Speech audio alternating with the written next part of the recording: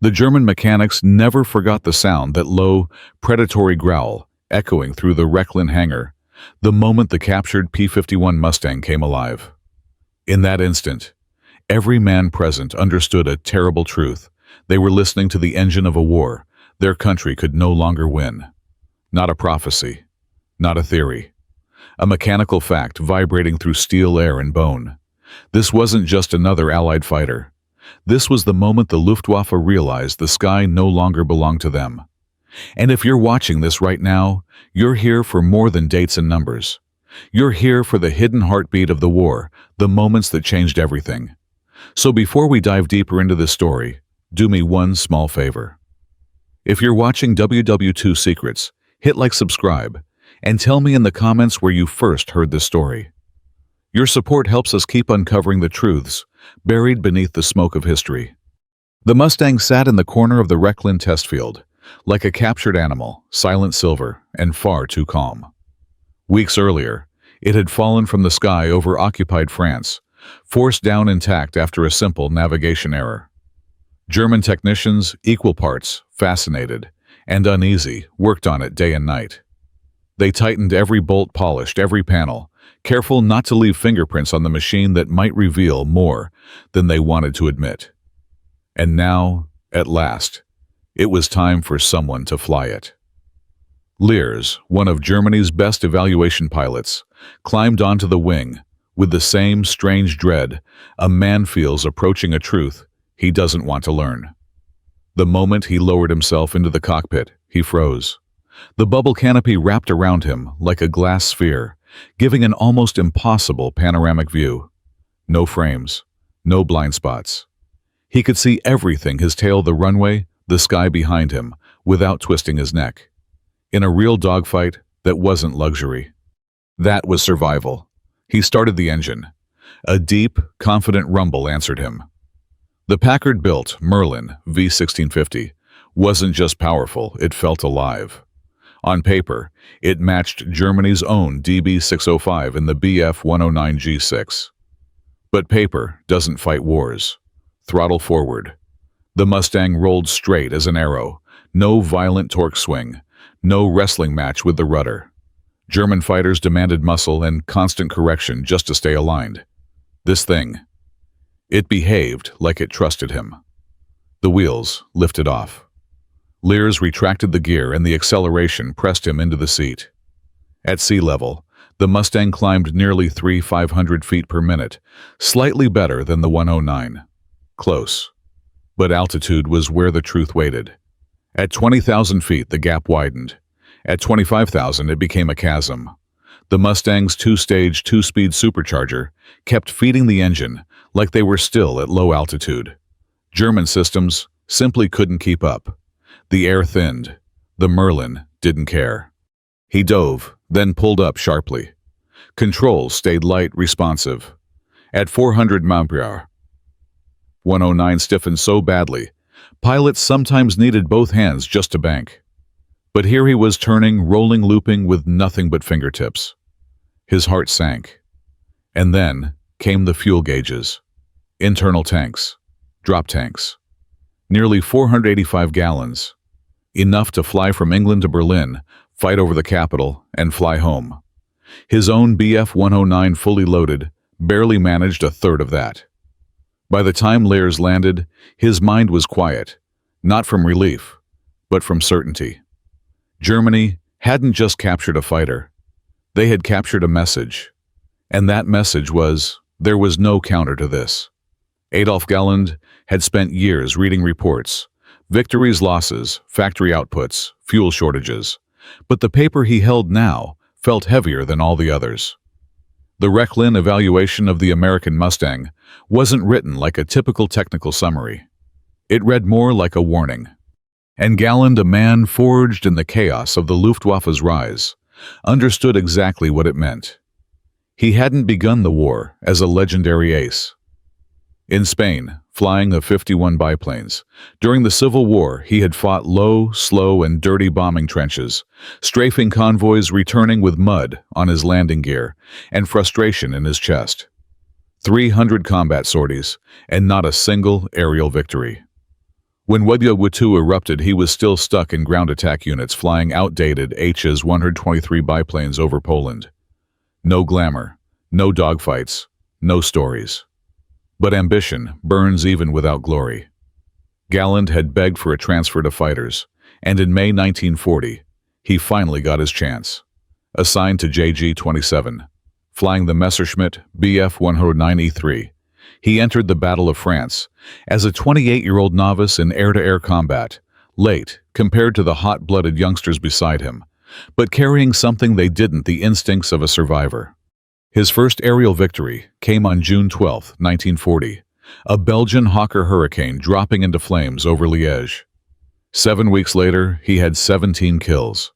By the end of the Battle of Britain, he commanded JG-26 with 57 victories. His rise was so fast, other pilots joked that Galland didn't fly, he simply appeared behind the enemy's tail, as if he'd been waiting there all along. What made him different wasn't aggression, it was awareness.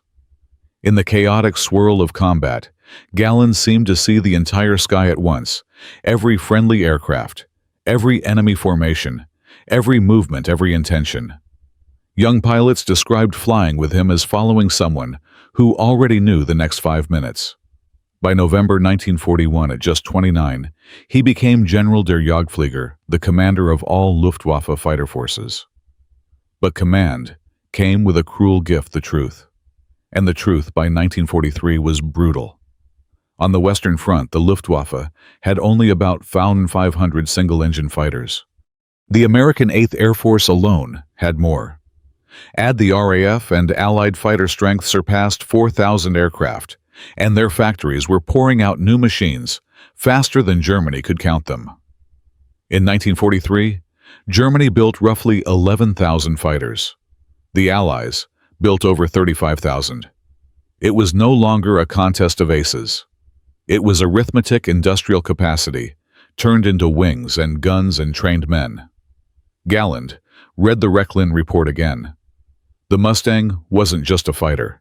It was the physical embodiment of everything Germany lacked: range, altitude, performance, reliability, mass production, and the fuel to use it all. He placed the report down slowly, as if careful not to disturb the ghosts already gathering over Germany's skies. The story of the Mustang didn't begin in a dogfight or in some brilliant American war room, but in a small meeting where desperation met audacity. In April 1940, the British Purchasing Commission, exhausted, overworked, and painfully aware that Britain might not survive another year, approached North American aviation with a simple request: build P-40s for us, quickly. But James Dutch Kindleberger, president of North American, didn't want to build someone else's airplane. He wanted to build something better, faster, sleeker, and designed from the ground up to meet the needs of a war Britain was losing by the day. So he made a promise that should have sounded impossible. Give us 120 days and we'll design you a completely new fighter. The British stared at him. A new fighter usually took 3 to 4 years. Kindleberger was offering one in 4 months. Still, Britain was desperate, and desperation is a great catalyst. They agreed. Inside North American's engineering department, chief designer Edgar Schmood got to work like a man possessed. Schmoed was an immigrant, Brazilian-born, Austrian-trained, stubbornly precise, and he had studied every fighter design in the world. He knew their flaws too much: drag poor, cooling weak, high-altitude performance, and worst of all, miserable range. Fighters could sprint, but they couldn't travel. Schmood's approach was almost poetic in its simplicity: make the airplane clean. Not just pretty, aerodynamically clean. A fuselage that sliced through the air, a wing designed to keep laminar flow intact, internal ducting that cooled the engine without ruining the aircraft's shape, and space inside the body for fuel tanks larger than anything in its class. He didn't want an airplane that fought for 15 minutes over Dunkirk. He wanted one that could cross a continent. In just 149 days, the prototype was ready. September 9th, 1940. A brand new airframe rolled out under the California sun, looking unlike anything that flew in Europe. Sleek, angular, almost predatory. On October 26th, It took its first flight, a promising machine. Fast, agile, but cursed with a flaw, the Allison V-1710 engine gasped for breath above 15,000 feet. In the high-altitude combat over Europe, that was a death sentence. So the RAF relegated early Mustangs to ground attack roles. A brilliant airframe with the wrong heart. Then came the moment of serendipity that changed the war. On April 30th, 1942 at RAF, Duxford Rolls-Royce test pilot Ronnie Harker flew a Mustang and instantly saw what everyone else had missed. The airframe was extraordinary, stable, agile, built for speed. It didn't need a better airplane. It needed a better engine. The Merlin engine. By July 5, Merlins were shipped to North American.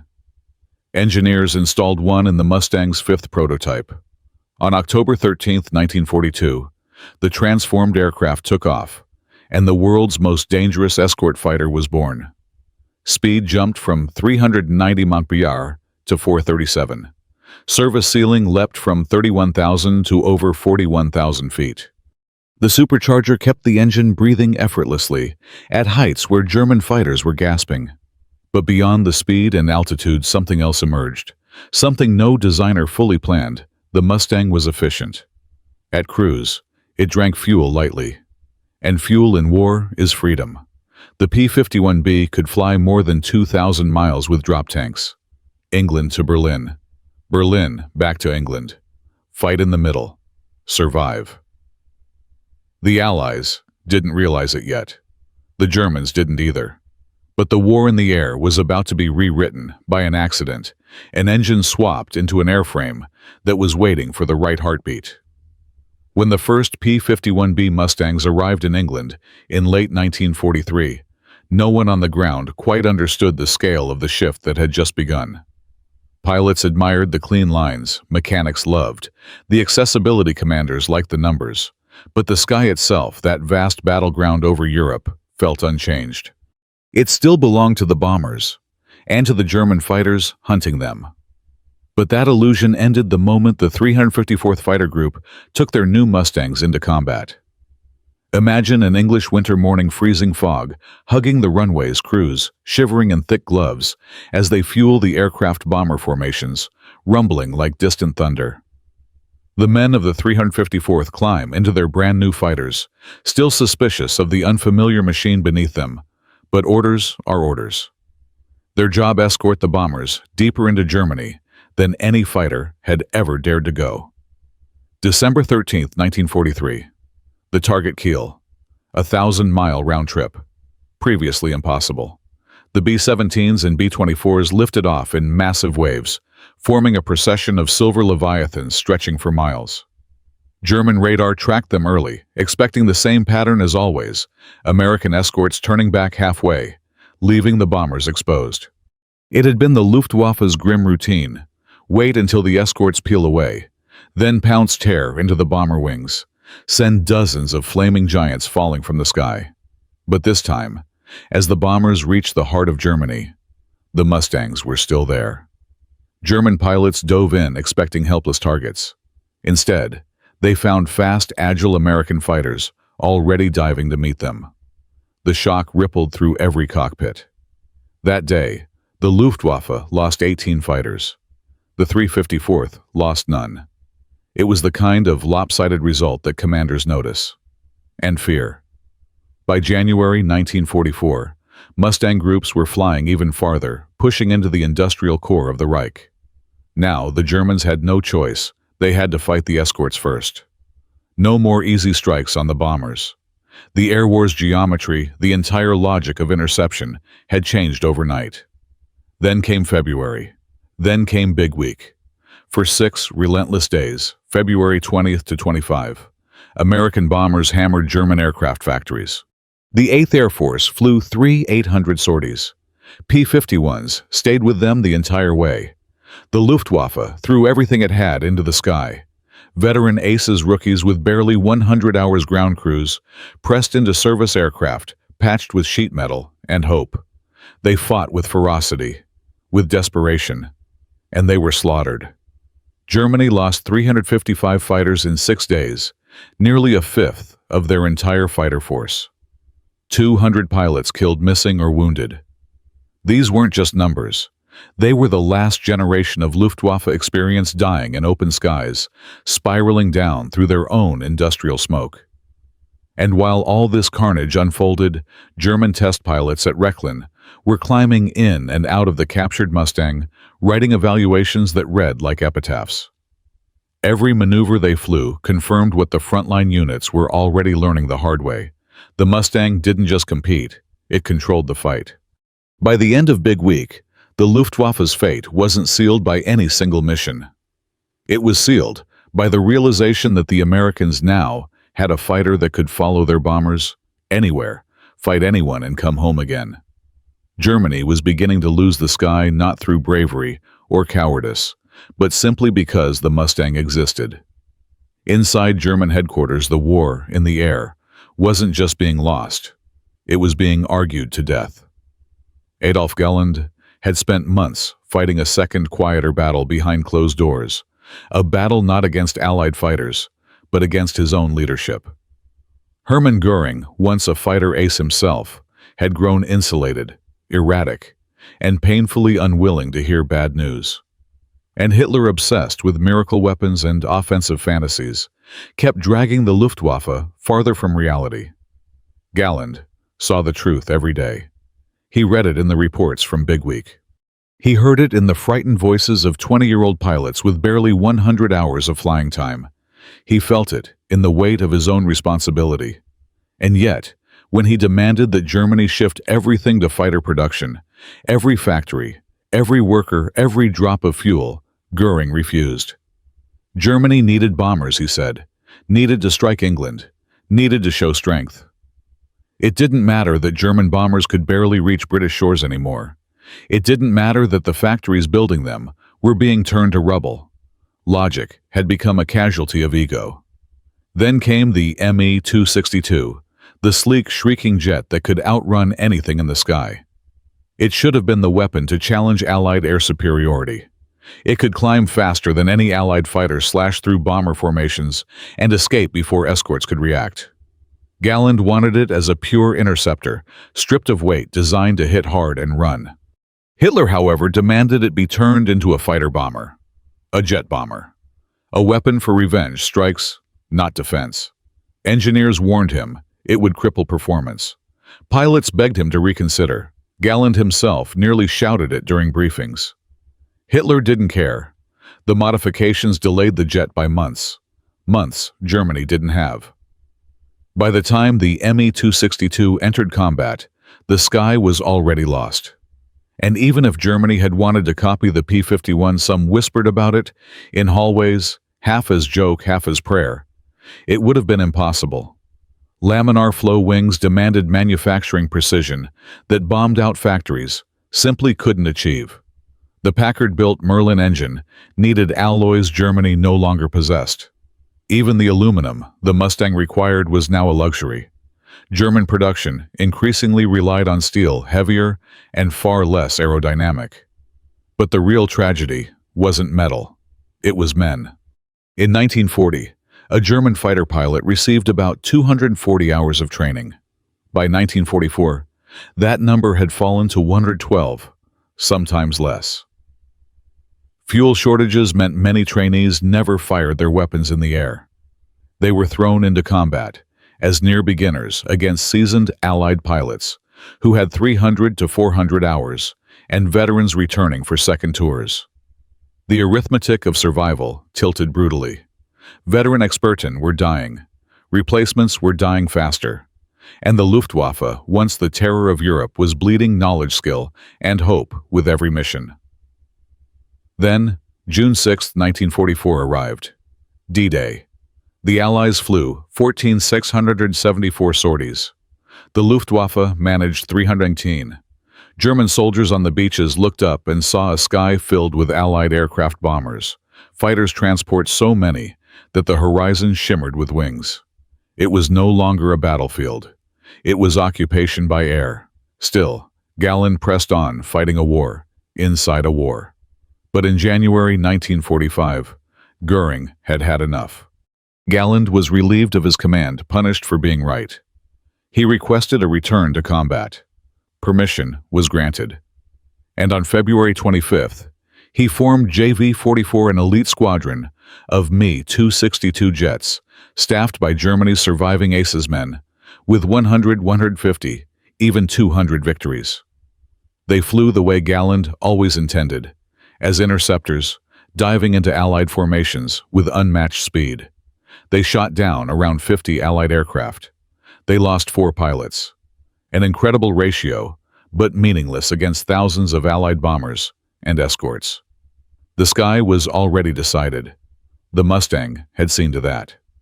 By the spring of 1945, the airfields of the Reich were graveyards. Perfectly good aircraft, FW-190s, Bf-109s, even the occasional Me-262, sat lined up on runways that no longer mattered. Not because they were destroyed, but because there were no pilots left to fly them. The Luftwaffe wasn't beaten by lack of machines. It was beaten by the collapse of the human beings needed to take them into the sky. And in that collapsing world, the Mustang roamed freely. Its presence wasn't subtle. Civilians in German cities learned to recognize its silhouette, the long nose, the elegant wings, the sound of that Merlin engine as it dove and climbed with effortless confidence. To soldiers on the ground, it became a symbol of inevitability. To Allied bomber crews, it was salvation. To German pilots, it was a sentence. Between December 1943 and May 1945, P-51 units shot down roughly 5,000 German aircraft, more than any other Allied fighter. They lost about 2 to 500 in return, a kill ratio of 2-1. But statistics never capture the real weight of a war. The Mustang's greatest impact wasn't how many planes it destroyed. It was what its range did to Germany's entire strategic map. The Luftwaffe had once relied on geography, forcing Allied escorts to turn back at the border, leaving bombers helpless. But now, with 485 gallons of fuel and astonishing efficiency, the Mustang followed those bombers everywhere. There was no safe distance, no sanctuaries, no blind spots. The Reich had to defend everything, stretching its fighter units thin, diluting formations, fragmenting its strength, until it simply ceased to matter. And then, as Soviet forces pushed towards central Germany, the captured P-51 at Rechlin, the Mustang that had first revealed the truth was destroyed by German hands. Not out of spite, but out of embarrassment. A final, futile attempt to erase the moment they realized defeat had already taken root. But one aircraft, one frame of aluminum and steel meant nothing now. The United States had built nearly 16,000 Mustangs by war's end. The sky was saturated with them. When the war ended, Adolf Galland surrendered quietly to American forces. He was interrogated, questioned, studied.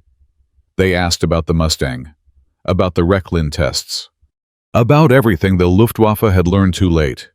Galland didn't posture. He didn't make excuses. He simply told the truth.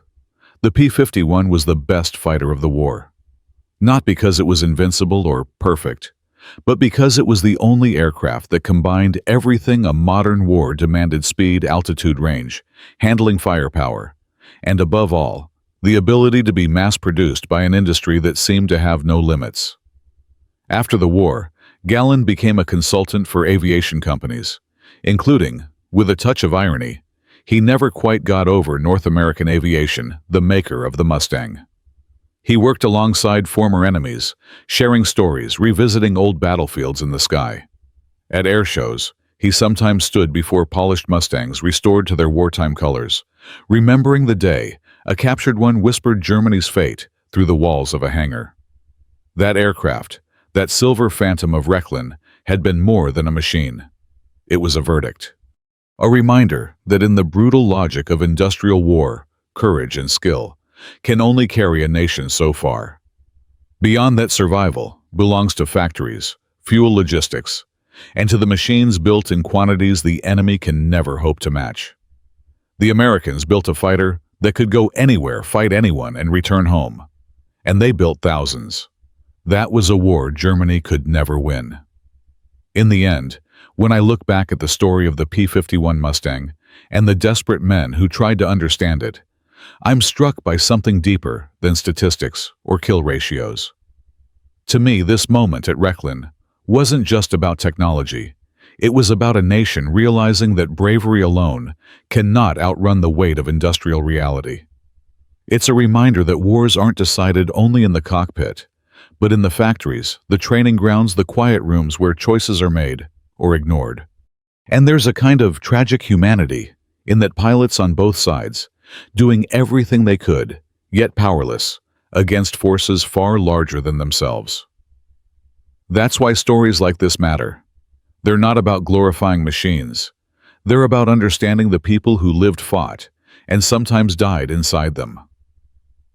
If you'd like to explore more hidden corners of World War II with me, consider subscribing to WW2 Secrets.